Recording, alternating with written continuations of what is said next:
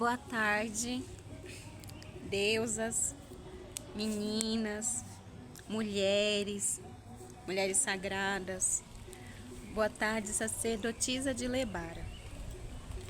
Eu hoje resolvi passar por aqui para falar um pouquinho da minha jornada, da minha experiência com a medicina ayahuasca, com o meu processo de cura, com o meu processo de autoconhecimento, com o meu processo de busca de mim mesma, a busca por mim mesma. Completo 10 anos de caminhada com as medicinas. Dia 22, agora de novembro, eu completo exatamente 10 anos de jornada.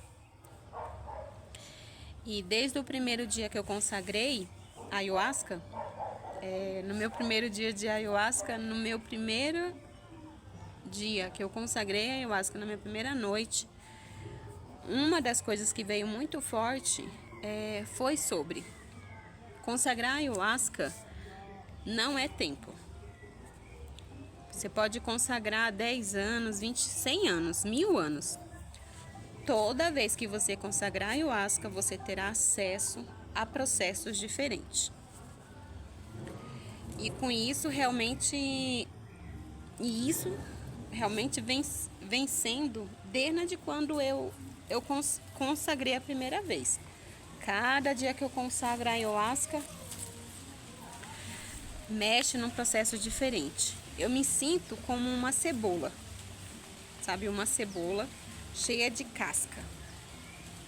E aí, a cada momento que eu consagro a ayahuasca e entendo o processo, vai sendo retirada uma casca. Vai sendo retirado, removido uma casca, me tornando mais leve, mais sutil, com mais clareza. E aí eu resolvi passar por aqui hoje para contar um pouquinho sobre a minha jornada com a medicina. Quando eu consagrei a ayahuasca, eu era católica. Eu frequentava uma igreja onde eu era católica praticante mesmo. Eu dava curso de batismo, catequese, participei do grupo de jovem. Então, participava das missas, das caminhadas, da jornada, vigília. Nossa, eu fazia de tudo, né? Pastoral da criança. Eu literalmente era participante da igreja católica. Fui batizada, fiz crisma, primeira comunhão, tudo. E só que eu tinha um processo de depressão. Eu tinha um processo de depressão. Eu tinha um processo de bulimia, eu tinha um processo de depressão de quase 10 anos. Eu vinha de pensamento suicida. Eu venho de 2 tentativas de suicídio, graças a Deus sem sucesso. Porque se tivesse dado alguma coisa certa, meu Deus do céu, eu não saberia onde o meu espírito estaria agora. Onde ele estaria preso, né? E dá até, quando a gente relembra, né, para lembrar, fala, meu Deus do céu, quanta imaturidade, né, da minha parte. Só que aí, frequentando a igreja católica, eu ouvi alguém falar que depressão era falta de Deus, que depressão era falta de Deus. E aí eu ficava, meu Deus, tudo que eu mais tenho nesta vida é o meu amor por ti. É o seu amor que me move. É o seu amor que me mantém viva. Como algumas pessoas sabem, eu saí de casa, da casa da minha mãe, eu tinha 14 anos. E aí eu vim para São Paulo. Primeiro eu fui para Salvador, morei 5 anos lá. Quando eu completei 20 anos, eu vim para cá. E aí no meio do caminho, aqui, né, eu passei fome, passei trilhões de coisas. Saí da minha casa da minha mãe sem falar com ela. Na verdade, eu queria ver qualquer ser humano na vida, exceto a minha mãe. Queria ver menos a minha mãe. Eu não conseguia chamar minha mãe de mãe. Eu não conseguia, não conheci meu pai. Eu tinha 18 anos, mas só vi uma vez. Então eu vim de uma jornada realmente bem difícil. Mas isso faz parte do processo. Hoje eu entendo. Mas antes eu não compreendia. E aí essa busca de essa briga, né, com a depressão. Mas eu tenho Deus. Como que é isso, né? E aí, em uma das tentativas de suicídio, eu ainda não conhecia a medicina ayahuasca, não tive acesso ainda à medicina quando isso aconteceu. Em uma das tentativas de suicídio, que seria bem sucedida, por que seria bem sucedida? Porque eu coloquei um punhado de chumbinho na minha mão, estava sozinha em casa, não tinha ninguém. Porque na primeira tentativa de suicida, eu, quero morrer. Tomei um monte de remédio por causa de uma amiga minha. Óbvio, cheguei lá, passei mal, a família da minha amiga me levou no médico e fizeram lavagem lá. Eu não morri. Na verdade, eu não queria morrer, né? Na verdade, eu nunca quis morrer. A gente que vem de tentativa de suicídio, a gente não quer morrer. A gente quer se livrar do sofrimento, a gente quer se livrar da dor. A gente quer se livrar da dor. Então, por isso esse desespero em tentar suicídio. O vento aqui tá bem forte. Então, assim, a gente não quer morrer. E aí eu coloquei o chumbinho na mão. E nisso, quando eu coloquei o chumbinho na mão, eu tava no banheiro de casa. Quando eu levantei a minha cabeça para engolir, eu dei de cara com o espelho. E aí eu dei de cara com os meus olhos. Dei de olho com os meus próprios olhos. Aí, olho no olho comigo mesma, uma vozinha falou assim pra mim: é aqui que você vai desistir? É aqui que você vai desistir? Acabar assim com sua vida? Tem certeza? Pra onde você vai não vai ser melhor. E aí dei um estralo assim, joguei fora o chumbinho e fui procurar ajuda.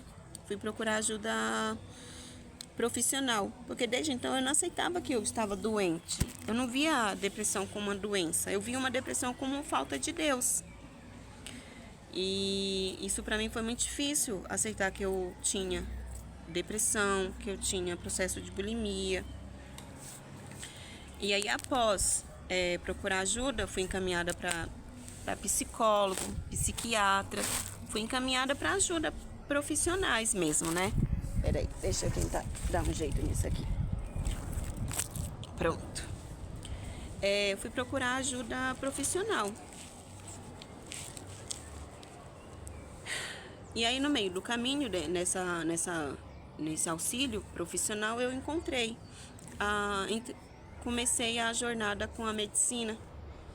E assim, não foi de um dia para o outro, não foi de uma hora para outra que eu acessei a essa cura. Não foi mesmo, foi um ano depois.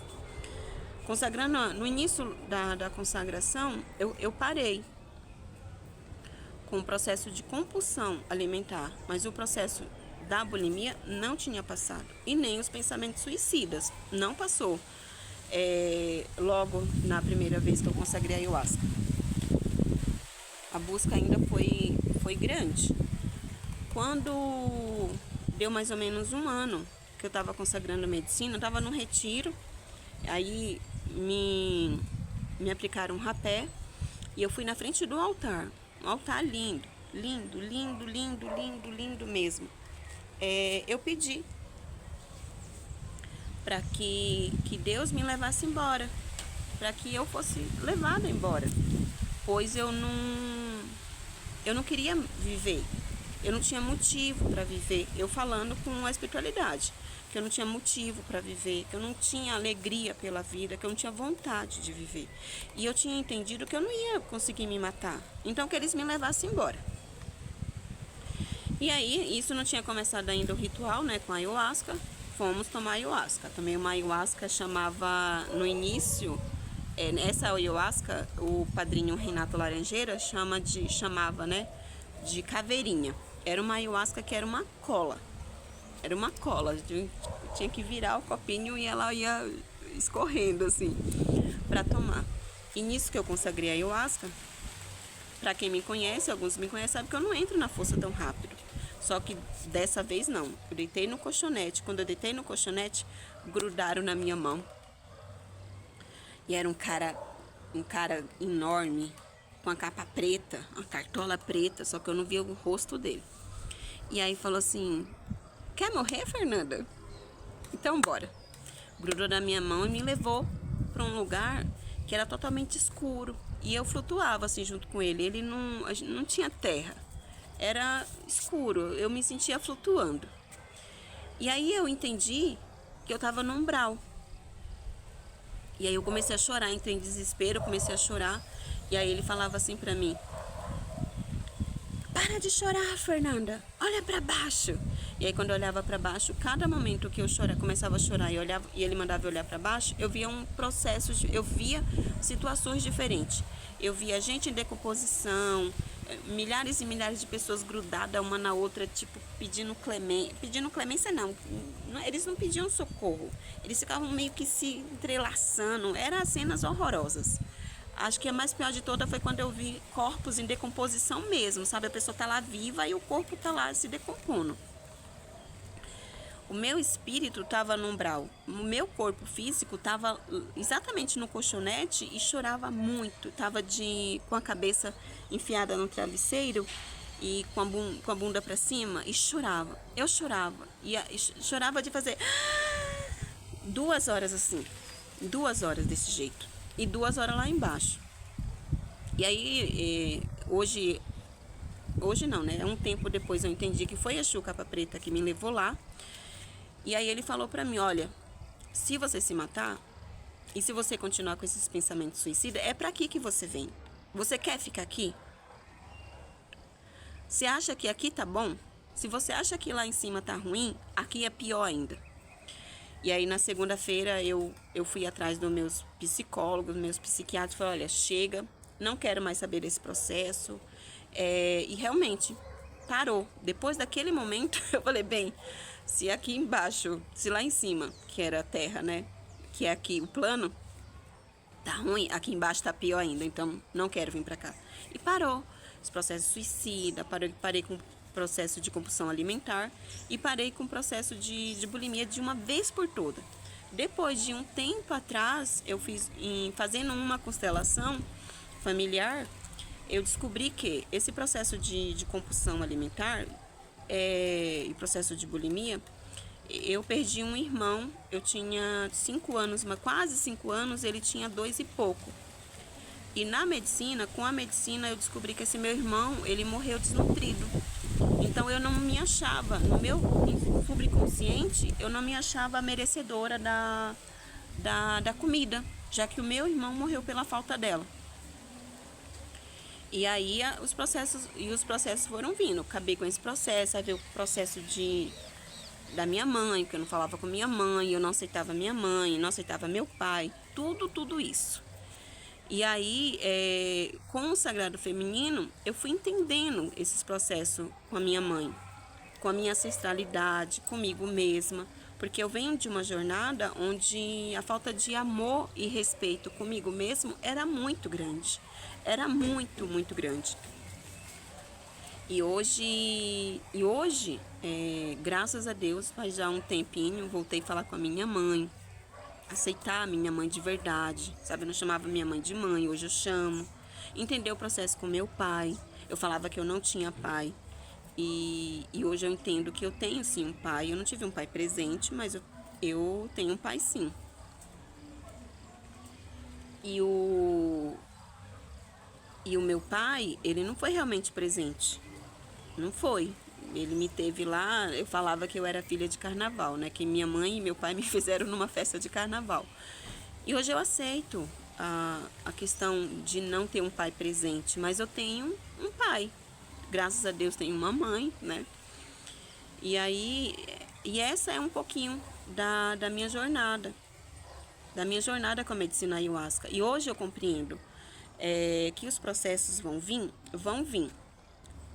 É uma casquinha de cebola. Cada momento que eu retiro uma capa, né, uma casca da cebola, são processos diferentes que vêm. O que me torna diferente hoje, né? 10 anos depois de consagrando a medicina, é de que tudo passa. O processo está difícil. Qual que é o caminho mais fácil? É eu me desesperar, entrar numa crise de novo de depressão, entrar numa crise de ansiedade, ou respirar e falar, bem, vai passar, vai passar. Hoje eu tenho acesso às terapias, tenho acesso a escaldapés, a vaporização do útero, ao pai rapé. Com o tempo a gente vai aprendendo a meditar, a ter um pouquinho mais de calma, mais respeito, de se acolher. Aí hoje os processos acontecem comigo, os processos acontecem e acontecem muito. Eu venho mesmo, tem um mês mais ou menos que eu tô vindo de um processo que, se eu pudesse, eu entrava no buraco. Mas eu entendi que entrar em buraco não adianta. Entrar em buraco não adianta, entrar em conflito não adianta. O negócio é se acolher, entender e falar, vai passar. E se acolher mesmo, né? Ter paciência com a gente mesma, ter paciência, ter respeito e também sentir. Tô sentindo raiva, então que eu sinta raiva. E tá tudo bem eu sentir raiva. Eu sou um ser humano, eu sou uma mulher. Eu tenho o direito de sentir todos os sentimentos que eu quiser. Mas eu não posso deixá-los tomar conta de mim. Eu não posso deixá-lo que esses pensamentos, esses sentimentos sejam mais fortes do que eu. Hoje eu consigo, com mais clareza, entender o processo da minha ancestralidade. Eu preciso acolher, entender, respeitar. Eu preciso me respeitar, respeitar o meu corpo, cuidar do meu corpo, da minha matéria. Hoje eu venho de uma casa que eu fui guardiã há quase mais de 7 anos. Não tenho com tanta certeza quantos anos foram, mas foi mais de 7 anos, onde eu aprendi muito, muito, muito mesmo. Hoje eu sou dirigente do Céu Estrela de São João, junto com a Vanessa. E isso não me torna melhor, não me torna mais forte, pelo contrário. Os processos acontecem, os processos vêm forte, sabe? Mas com 10 anos de medicina, eu preciso realmente estar um pouco mais evoluída, né? Não estou tomando medicina também para não olhar para os processos. O que me torna é que eu olho para os processos com mais carinho. Às vezes eu já entrei no processo de muito vitimismo, então hoje eu entro sem menos vitimismo, sem menos culpa, consciente do processo, consciente que tá ruim, tá, mas vai passar.